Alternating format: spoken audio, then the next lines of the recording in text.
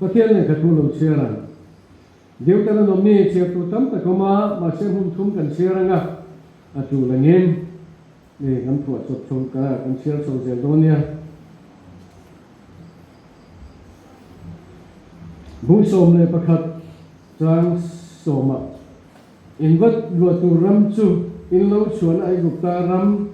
khai huân chi in tu in ke tu in để chuyện ăn đi lâu va in vật luật tu ram chu plang tele ruam van tu dong ram ani zo ka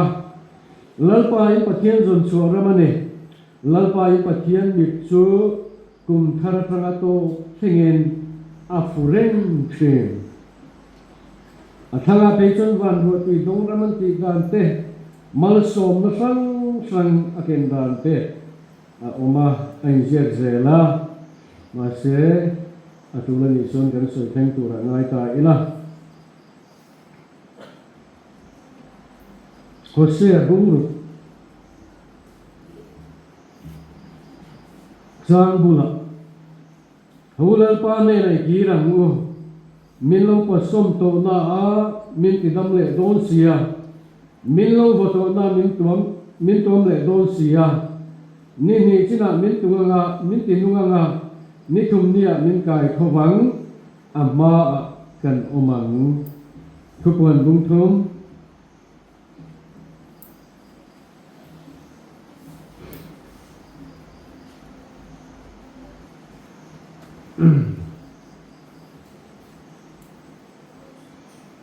thupuan bung thum sang bula tin service kwa Kohhran ko tir ko ne la chune ti hian je ro Pathian thara pasari le arsi pasari le khan heng thu hi sei ne ithil ki je te ka sia thi reng si nu ninge pu the in veng la ithil la thilek le khati nu le ro ithil ti reng ka Pathian ni lung zawin ka musi lo atu te ling kan share te lal pam thara mal ni som sa theu ro se amen Pathian ne trong trai na sung nong ber kan Pathian ro pui zaina nang ma thu tak wong chu the min siam te nang ma thu tak ngai tha the min siam te hi zane lo kal khom te na hlut na kan she phal wong ti ka la khop mai lalpa i thu tak ngai tha phalo te i thu tak soi thei to lo te mi tam tak mi ro pui tak kan batam em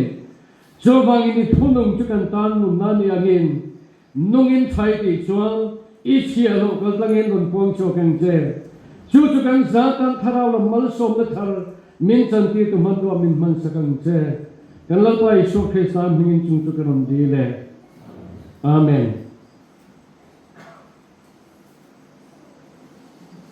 ole zaina hian thupui kareru chonan thang na sakhopa kasoi tong khan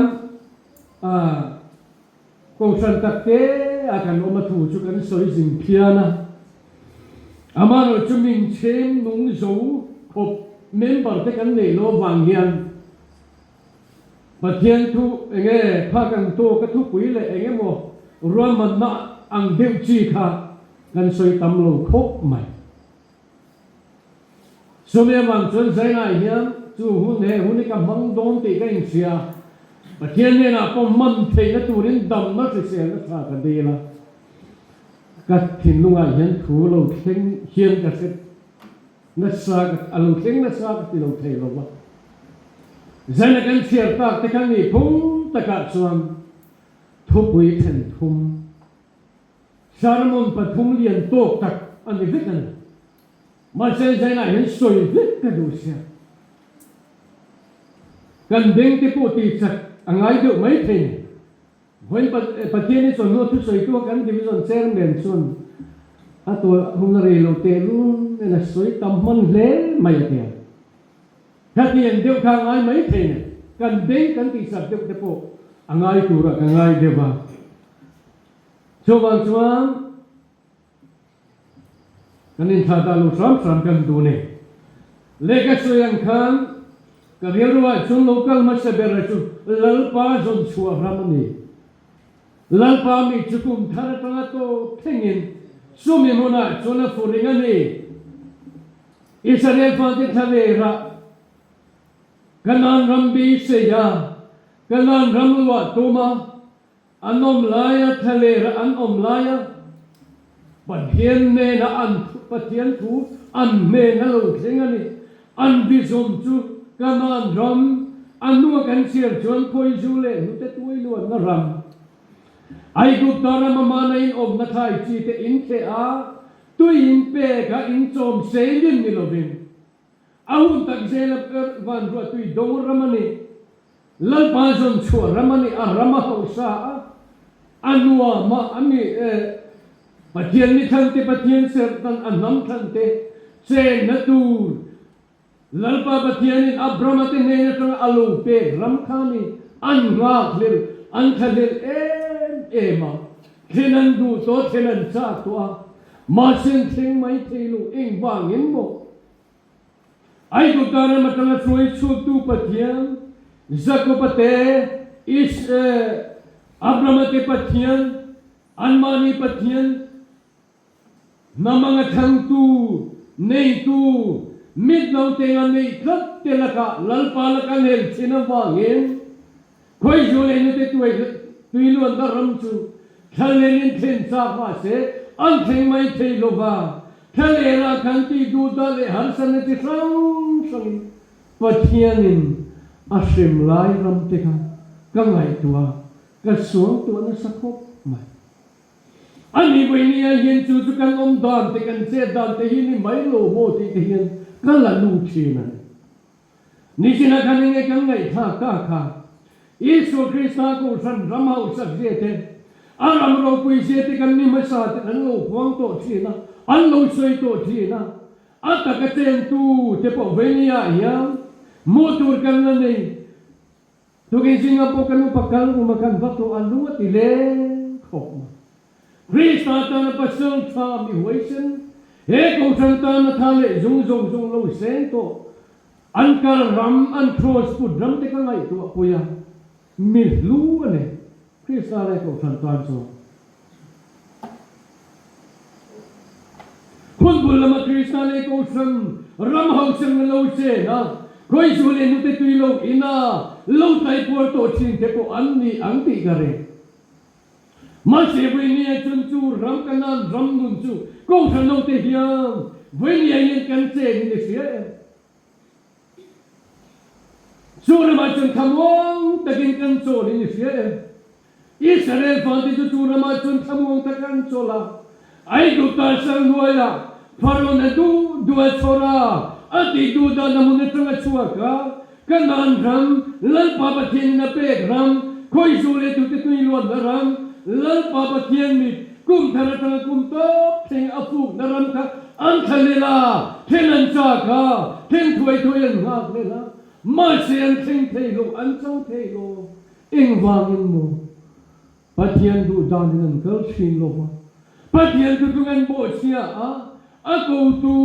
nama thang tu an tu san thina wangin an wi re san thina wangin thalera kan se om takinan oma an var ko le thei chong re lo ram te ki chu ka ngai tu thina ne Su tiang chui Isu Krista ko san ni ani mai lo mo ti hi ngai to the ro hena tia ta ko san no te po yen sui chin kha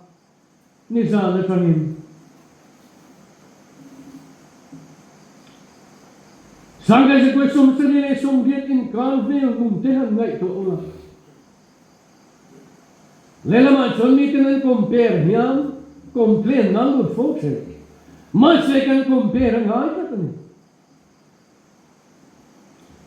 Kang lai nu ne voi ni num te han khai thin ta ina. Ai ang lo le mai a. Kanin mangai na te kan tho ho na te. Bungkel Krista taksa kan min aram te han zir ching te u han su ching te u. Lema Krista taksa ni vele mo kan ngai Paul Kohhran kan ngai ke ram han thila ani na taka chumo therang lam bo ro ka phei chun kan ngai di ulek lek nya pur kan ju to di ulek lek mai nya mole su tiang de chu kan din hunan ni tero adekan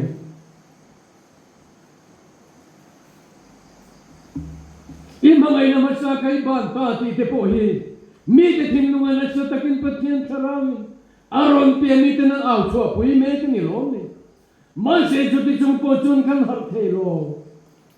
so bang chun ko than ro I chun a thol eng ram mi chu be ni ya yen pan mek ma se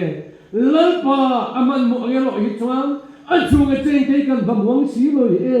I ti ve kan nan dam nom tur je chu kan sia lo ko than lo te thol eng ram tur chu mi ten tharang nan bu a mi ten tharang nan buang chua ka a chen na cha em aram bahau sa em ma se wi ni hin chu ram chu kan theng thei lo ni he ti ro en bang ni mo lal pa la ka hin kan hel ni mai lo mo tuk sen te kan nei ve mai ni lo mo lam sie te tung din lo tu te kan tung ding ve te mai ni lo mo te he ke chu kan nu nai na ma thing na sa thin em ino na theng de ani na taka chung wi ni hin lal pa du da nin kal ta ila lal pan nin ko san san nang takyan nungin pukin che tang ngati lang chuan he rami au sa ni lal pan ram au sa ni tu ren van ram mai ni lovin he ko vela Pathian ram lo din tur loading chua tur David abo ke simlal palet patun din le tur ram nei tu tur tanga tu ni tur kana lal pa ko chua le tham ataksa ako san hote kam ni lo me chuchulal pa mi tenen puan thin khani ma se tu re mero chukan thing zo te lo we ni ya ya so bang chun tu te ka ngai tu chang chuan he na tu te ka ngai tu chang chuan ka thin lunga lo nung fo wa chu ni tin ho se le ka bu bung ro chang bu la ni kha lal pa ne ne ki rang kan ka ti ki khani we ni lal pa ne na kan ki ngame ro chuan chu ra mau chen na chukan chen ge ya ma se kan ki thiam to lo ko ve tun lai ne yin ni se mek ve a ani na ta kai chuang ko san lian te ti dan kan thir ze la kan en ze la lal pa min ko san san te thera min tin san te thera ti ne na to mal tia motolian pui kan ta ke se chung ze rim sumi na mai chuang mit mula mal moi na ro pui na sang kan na te hian he krista saksa ti min e se ve mek mai ni lo mo sumi chu kan din mon hi mai lo mo ani ni chon kan lon ram khoi ju le nu te tui lon na ram an ta ke chen du zong te chu lal pa ne na sim na tak ne ni ti rang mo kam ki ran ni lo chuan ikir du lo ni chu na kir du lal pam tam takanei ti tai kan siat ngai ka se ole jin na ko khan chung chang kan siang sardis ko khan chung chang te po kha ka tin nuwa lo tla na ko khan ma sa te an ni tu thong than ko khan ma sa Isu Krista ko khan ho tho thong ne Pathian kharang ne phum du taka tak sa ni turan ko ten ni ma se ko ve lo kal zela ko ve thang kang zela ko san ta tang le chang thung ta Pathian du dan te tharau thim ne ko san san anga oma ani ngai lai kha Pathian ne na tang le ka thon lo kala chuan e thil ti se te ka sia thireng si nu ni puthi ama mak e lao du ke ko san ho te po kha ka chu thi na ngai tu ro an ma ni ngai chun ko san chang tung tak ni na ning sia sum ka la ka hausa a ati ma se lal pa ba theni ro chu nei ting nge ti nang mi re thai khongai thak mi del ati voi ni chu pi ang nge ti tur chu kan ram ko thana yen kan tam thei mai o ma nge ka ti lang lama chun kan ba hausa em kan ba in to del te lu em te lo kan ram ko san mien zo ti pui ngai tu te u ti le tur chu ngai to biegi na ro pui lu tu an ding ra kun India tangka vai be seng bo zatan se an Sunday school lo lan ti school lo lui te wa lo eng mo thip thepa an su chia an sale je ti tur da nei to lu ni om tak ni ko be nge chunen ba chang tung em an ba hau sa em an ba ru pui te lu em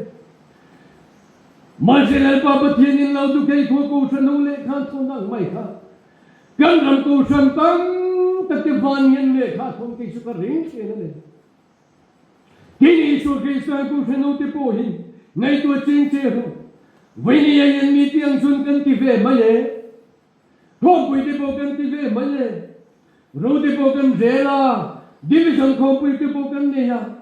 hei tu na po division in ko so program kan ron manga ti ro committee te kan ron ne la ma se min ko sang tu therau thiang him van Pathian he kan program min amin puyeng le ti ka ngai tu a ke mai therau thiang ni ma ka lokem ani lo bon therau ni tu lal pa Pathian ni alom viau ngem le alom viau ngem le ti te ki chu ka thien lu min khor tu ne a chiang ren ka te alom lu tuk lo mai theng alom lo chu ni lo mai thei bok harawa chun kan oi tha set ni ke ni ko sang ni le som ni le pali ni ka se bong hona division committee kan ne ya bo ro kan ne kha e ma kam lam na sa kam hin ko tho tan la choi mo ju da kumin abdil tha an ju ti le ha zai pon zai khom lo ni ka tel lo wang pon ni man the tel thei si lo mo pa ru ro nei tu na kan ti le ha kan in khom program bo ro chu nuam lo ka ti mi la wa ma se kan zai khom nei thei mi lo mai tu ma ka ba dem lo chu example la man thei ka se sang ni som ni le palia kan lung khop mai sa mon te po kan pastor te tang la sa tho thana kan la choi moi se ya ma se vai ni a chuan kan mai lu tuk lovin ka se tu te mo then thei chun jing ho dar nga dar li le chan be ki te wo he ko thana po in tharau lam tui na hi akang be me ka ni hemi lai kan ching ka ngai tu hi chun ka thin lu ga lo lu thin Pathian tu zo le te ne ka bu me chu kami ten thil panien te sual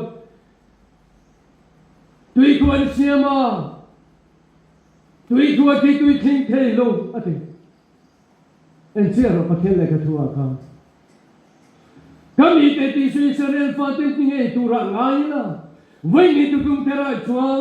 lan pa mi chu tat sa tu san ho te kan ni zai la ni ne mo kan ti sual le kan pri tu te va ting le lo thin em te ne lan pa Pathian nun na tui min ko sang tu kal sanem ko ve ti da da min tui ko te po kan siam ve tho ni mai the ma se tu kan tui ko te ju vin ni a yang aliam zoi zoi ta nem lo vin ning le ti te ka ngai tu na om the so man kan zai len ko san ho te u zoram pa me su Krista ko san ho te kam ti tu ni o ta kan nu na theng chu lal pa de nei ti ro sim na tak ne lal pa de nei ti ro so mi mo na chun Krista tak sa ko san ni dama he hun du ra mai na dama nga hun sari ram apal tanga te he lal pan thara min bu te da na ne azia khang lam chu atam viau lo mai the ma se mi ni chu na ram kan ngai ni aram ka sa ti kan sia mai sa mani ten tam chin kha ai sia kan sia khom bu yan ti thei lo hi sia kan sia ma se mi ni chun chu ram chu kan va lat ta e manami te kan ni tho min ko san san dang te dun te en kim kan constitution po la dang lam mo ma se mi ni chu ne tui na te kha kang lam ni lovin ke ma ni tui na lam ni ka nga Pathian pol ka lu nun te pai kan nei ve ta mai ni lo mo ti te ka ngai to thi ni tin na sab din so ko san khang i so Krista ko san kan ni kan in ti ha kan sa po pui viau mai the ye sa po puhi om devania iso chu kan Pathian ani ti kan poma sumi ko sana taksa ni chu in so nom ven bom takan pero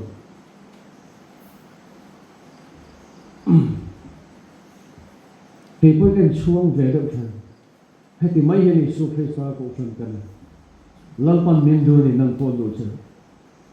mà giờ ni lâu rồi cần chấp bút bây ni ngất chuẩn, ni chỉ là cần suy ta cần khang, anh tin nghe thì, Paul denomination hậu khang,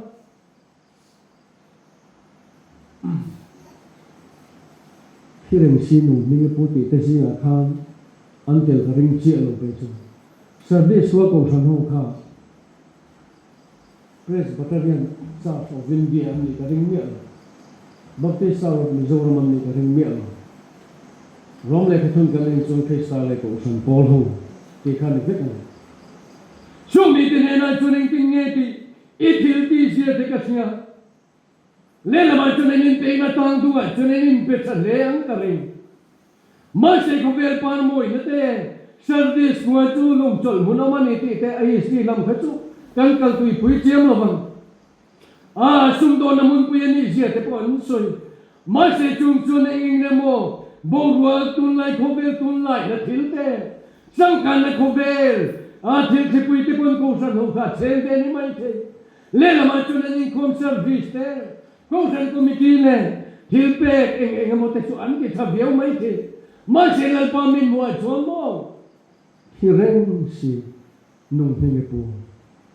Kala macunin kia, masih lang macun Kristal itu senin ni, ati nani kasih,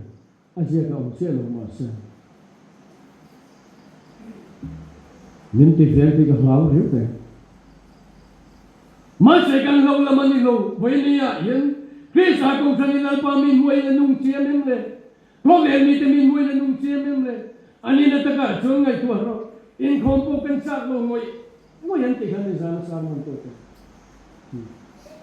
Natulay na tentia ang dikodik may ka. Karawan nung inatungi mo yung kontak lo bang le, kan sak zekuzika. Kan nung lo pengubang yan, karawa kan nung lo bang yan, inkom kan siya, rongbol kan siya, wanya penadampung huwa pintiro, te mabawang na ide kusiyal hawle, sanga, animaya, abak su, ang sud bete o. Bete mal si tekan siya to. Amaro sumim barero sulal pa nagon sen kom siya ti sukan siya. Aba chu but borot tha kan tin chi.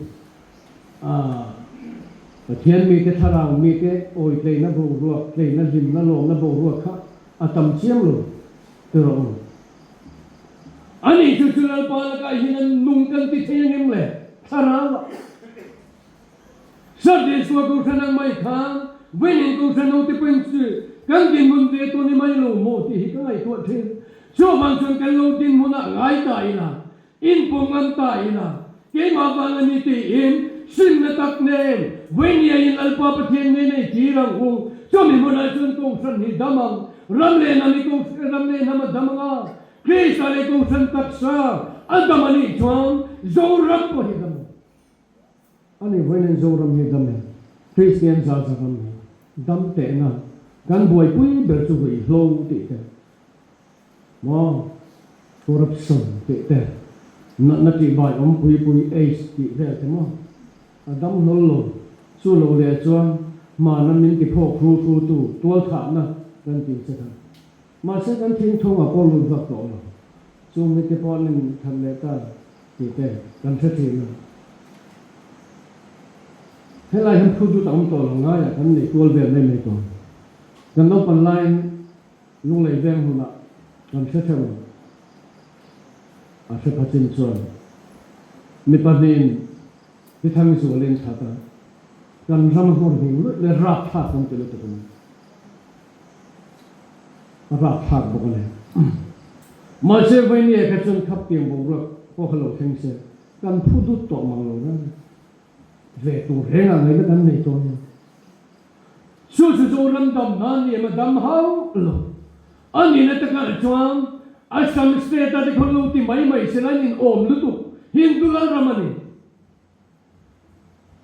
Athang lam le diu se ta khon ti sela Pathian nung belo ram te nam te ni este te ni a anin me to viawani ma se zo ram lal pa zon cho ram kan ti a chuan when in tu ti su thenga rui lo wa ngin kan bua ya moi lo te ka ho sapu kan se to lo wa rui lo zon in tu tien khatien zon commission ti ver a tam tu kan ram dam lo nei an soi sang lo wa tu tien chu kan den hona nei in vang chu chu kan ti chuan Krista le ko san Pathian en du taka atak sa ni tura tu lai tong taka ram kal tan tura aku chante kan dam miu lo wangin aram po dam lo bane ai nga na stet mizo ram po dam lo bane Christian ram kan ni a za ram chu ni che to lo mai kam ti moi lo pui lo khen zut ta phu zut pom pom Enge chu kan ti chun ram chu dam lo bane mizo ram chu na ni tiro Sumi ram dam le na turata na chuan lal pa Pathian ko san ho ti hian mo kan bur berani ti pai kan in ko ngam ngai ka sia Sumi mo ti po chu kan la ngam ngai ka sia an san tu lal pa Pathian zon cho rama atak sa ko san ni tura he ram kal tang zayan fanulal na masa thenga kum san urel theng nei tu ni turata na Pathian ni ko san atak sa adin te kan ni mewa wangin so lai ram te po so cha ko Masa kan fiesta ko de no ne ka illa ka Pathian ti khu che re ti kan se tha in ka se so ban chon chu ting te chu kan ni tan no kan ni ma se na yin tam le kan du ni chuan ke sa ko san tho le kan du ni chuan enge kan ti tu le kan mo phur na ni ta ne ho se le khabu kan se rang kan wo na pa ne nei ti rang u Milo pasum to na min ti dam le dom na sa tagin min lo na isa yin min lo thunun to ma se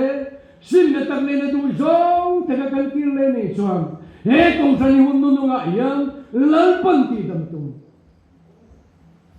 ma se kan kir tu du lo ne ro chuan a du tu so ti dam a dom to ken min ti dam lo mai se ni so wangin zainin ko san hu te u ram ro pui tak ni house khoi zu le du te pui lon ram kan ta ni si ma se chen thei lo kan nom te hi se o mi te ila lal pa Pathian ne na lal pa Pathian du zong ta ke e ke ra so mi a chon he ko san ni ta manga he zo ram pui ta mang ki ta kin du a chon te ju a lu na sa the so mi ne lo chon te hian kan chal so banga kan assembly so re na kan soi se lam ni na kan ti so reng dom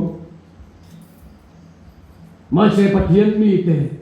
lal pa la ka mi thadem ngai te an rum tok tok ka zone choning ting nge te kami te na chun ka na lal pa mi te na lal pa Pathian na che zain lal pa mi te na chin tu kan ni te po hi kan ho angai bia ling ka se ori Israel fa te po lal pa Pathian du te kan tham adu te ka ram arape tu ram an pan lai khan su ram an ten te lo chan fu atu pe ke atu thong ten zom lo wang ani te in kan ni ti ma sa te pun na sa takin an lo soi to adikan ma se lal pa Pathian du zong ta ka